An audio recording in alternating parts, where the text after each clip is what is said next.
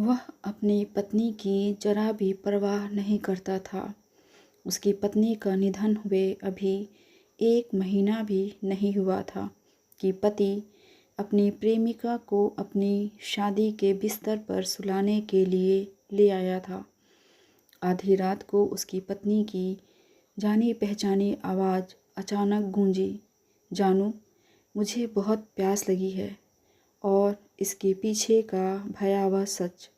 सपना रामपुर के उपनगरीय इलाके में रहने वाली एक सुंदर, सुशील और मेहनती महिला थी। मोहल्ले के सभी लोग उससे सहानुभूति रखते थे और कहते थे, उस लड़की का जीवन कठिन है, लेकिन उसका चरित्र बहुत अच्छा है। भगवान भी अच्छे लोगों के साथ अन्याय करता है। उसने मयंक से शादी की, एक ऐसा आदमी जो दिखने में सुंदर और प्यारा है, लेकिन अंदर से आलसी और औरतों का दीवाना है। सपना के बच्चे को जन्म देने के बाद से मयंक बदलने लगा। जल्दी बाहर जाना और देर से घर आना, रोज़ नए नए बहाने बनाना उसकी आदत में शामिल हो गया था। कुछ महीने बाद खुलेआम सब करने लगा। सपना फेफड़ों की बीमारी से पीड़ित थी, बहुत दुबली पतली थी। उसे लगातार खांसी रहती थी, लेकिन फिर भी वह अपने बच्चे की देखभाल करने की कोशिश करती थी। पैसे खर्च करने के डर से अस्पताल जाने की हिम्मत नहीं जुटा पाती थी। बच्चा अभी 3 साल का ही हुआ था कि मयंक ने उसे अलीगढ़ में अपने दादा दादी के घर भेज दिया, यह बहाना बनाकर कि मेरी पत्नी बीमार है, मैं काम में व्यस्त हूँ, बच्चे की देखभाल करने वाला कोई नहीं है। उस मनहूस रात, लगभग आधी रात को, सपना ने अपने पति को कई बार पुकारा, लेकिन वह नहीं आया। उसकी आवाज़ कमज़ोर और भारी थी। मयंक, मुझे बहुत प्यास लगी है। लेकिन मयंक ने नहीं सुना, क्योंकि उस समय वह रूबी के घर पर था। उसकी प्रेमिका बस कुछ ही गलियों की दूरी पर रहती थी। अगली सुबह मयंक लौटा तो घर ठंडा था। सपना बेसुध पड़ी थी। उसका हाथ अभी भी खाली गिलास को धीरे से पकड़े हुए था। उसकी मौत ने सभी को उसके लिए दुखी कर दिया। अंतिम संस्कार के दिन मयंक रोया, दीवार पर अपना सिर पटका, जिससे लोगों को लगा कि वह बहुत दर्द में है। लेकिन केवल वह और रूबी ही जानती थी कि वे आंसू पछतावे के नहीं थे। अंतिम संस्कार के 1 हफ्ते बाद मयंक ने कमरे की सफाई शुरू कर दी। सारे कंबल और तकिए धोने, पर्दे बदलने और लकड़ी की अलमारी पोंछने लगा। पड़ोसियों को लगा कि वह अपने बच्चे का स्वागत करने के लिए सब कुछ ठीक कर रहा है, ताकि उसका मन हल्का हो। लेकिन अचानक मौसम की शुरुआत में एक बरसाती रात, रूबी शराब की बोतल लिए प्रकट हुई। दोनों चुपके से घर में घुस गए। पड़ोसियों ने देखा, बस सिर हिलाया और फुसफुसाए, पत्नी को मरे अभी 15 दिन भी नहीं हुए हैं। पति अपनी प्रेमिका को बिस्तर पर ले आया है। वह सचमुच निराश है। मयंक ने शांति से शराब डाली, मुस्कुराया, अब यह घर तुम्हारा और मेरा है, हम अपने लिए जीते हैं रूबी। वह हिचकिचाई, लेकिन तुम्हारी पत्नी के निधन हुए अभी 40 दिन भी नहीं हुए हैं, मैं बहुत डरी हुई हूँ। मयंक ने व्यंग कसा, अरे कुछ नहीं होता, और गिलास में शराब डाली। क्या भूत वूत लगा रखा है, ये सब कुछ नहीं होता, मौत ही अंत है, तुम बहुत ज़्यादा चिंता करती हो। वे सागौन की लकड़ी से बने शादी के पलंग पर एक दूसरे से लिपट गए, जहाँ सपना लेटी रहती थी, अपनी आखिरी प्यास में कांपते हुए अपने पति को पुकारती थी। बाहर गरज और बिजली कड़क रही थी। पर्दे हिल रहे थे। जब दोनों एक दूसरे से लिपटे हुए थे, रूबी अचानक रुक गई। उसकी आंखें चौड़ी हो गई, उसका चेहरा पीला पड़ गया, उसकी आवाज़ कांप रही थी। मयंक, कुछ सुना क्या? मयंक ने भौहें चढ़ाई। क्या सुना?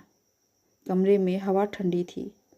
तभी एक कमज़ोर, जानी पहचानी आवाज़ उनके कानों के पास गूंजी, मानो हवा से आ रही हो। मयंक, मुझे बहुत प्यास लगी है, मुझे एक घूंट पानी दे दो। छत की बत्ती टिमटिमाई, फिर अचानक बुझ गई। रूबी चीखी, उसकी आंखें पीछे की ओर मुड़ गई और वह ज़मीन पर गिर पड़ी। मयंक घबरा गया, कंबल पकड़ा और बिस्तर से भाग गया। लेकिन जैसे ही वह दरवाजे पर पहुंचा, उसका पैर एक गिलास पर पड़ा, वही गिलास जो सपना ने उस रात पकड़ा था जब वह गई थी। वह मुंह के बल गिर पड़ा। एक सूखी कड़कती आवाज़ गूंजी, उसका हाथ टूट गया, मुंह फूट गया, टाइल वाले फर्श पर खून के धब्बे लग गए।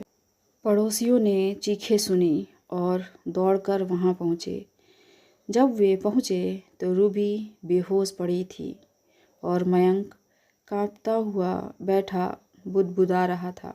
सपना, मुझे प्यास लगी है, मुझे प्यास लगी है। उस रात के बाद मयंक टूटा हुआ हाथ लेकर इधर उधर घूमता रहा और धीरे धीरे वह पागल हो गया। हर रात वह अंधेरे में चीखते हुए जागता, मयंक, मुझे बहुत प्यास लगी है। रूबी शहर छोड़कर भाग गई और कभी वापस नहीं लौटी। कहते हैं कि हर साल सपना की पुण्यतिथि पर बारिश होती थी।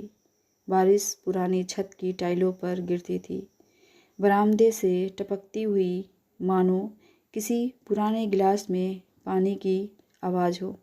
और कभी कभी खिड़की की सलाखों से आती हवा की सीटी के बीच राहगीर अभी भी उस महिला की कमज़ोर आवाज़ सुन सकते थे, भैया, मुझे बहुत प्यास लगी है। उस रात के बाद मयंक अब अपने आपे में नहीं रहा। लोग कहते थे कि वह ऐसे जीता था जैसे मर गया हो। दिन में वह दरवाजे पर बेसुध बैठा रहता था, उसकी आंखें धसी हुई, बाल उलझे हुए और उसके होंठ लगातार बुदबुदाते रहते थे। सपना, पानी, तुम्हें बहुत प्यास लगी है ना? हर बार जब बारिश होती तो मयंक सिकुड़ जाता, कांपता, घर के कोने में छिप जाता और अपने कान ढक लेता। उसे पानी की आवाज़ से डर लगता था। टीन की छत पर टपकती बारिश की आवाज़ उसके लिए बिल्कुल उस रात शीशे की टिक टिक जैसी थी जिस रात सपना ने आखिरी सांस ली थी। उनका घर, जो कभी धूप और हल्दी की खुशबू से गर्म रहता था, अब हमेशा उदास और नम रहता था। बरामदे में लगा तुलसी का पौधा, सपना जिसकी हर सुबह देखभाल करती थी, दिन ब दिन मुरझाता जा रहा था। हालांकि अभी भी बारिश हो रही थी। पास से गुजरने वाले पड़ोसी काँप रहे थे। कुछ लोगों ने बताया कि हर रात उन्हें खिड़की के पास सफ़ेद साड़ी पहने एक औरत की परछाई दिखाई देती थी, जिसके हाथ में पानी का गिलास था और उसकी नज़रें शादी के बिस्तर की ओर थी। मयंक आधे साल बाद घर छोड़कर पागलों की तरह इलाके में घूमता रहा। वह गांव के आखिर में स्थित काली मंदिर में गया, घुटनों के बल बैठा, रोया और विनती की, माँ काली, मुझे माफ़ कर दो, मैं गलत था, मुझे प्यास लगी है, प्यास लगी है और सिर्फ मेरी पत्नी ही मुझे पानी दे सकती है।